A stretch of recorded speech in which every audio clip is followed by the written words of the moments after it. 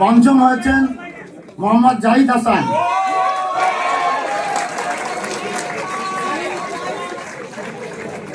তিনি ভোট পেয়েছেন ৩১24। ষষ্ঠ হয়েছেন মোহাম্মদ আব্দুল্লাহ আল ফারুক।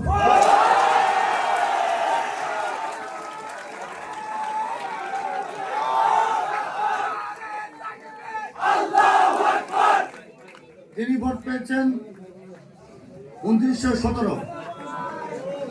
এবং সপ্তম হয়েছেন, আমাদের এই সদস্য পদটি হলো ৭টি, তো সপ্তম হয়েছেন ইমরান হাসান ইমন।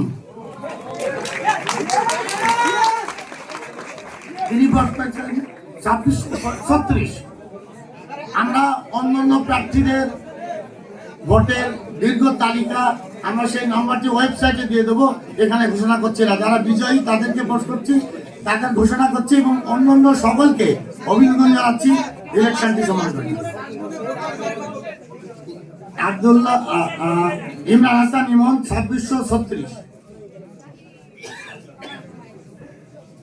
ধন্যবাদ। এরপরে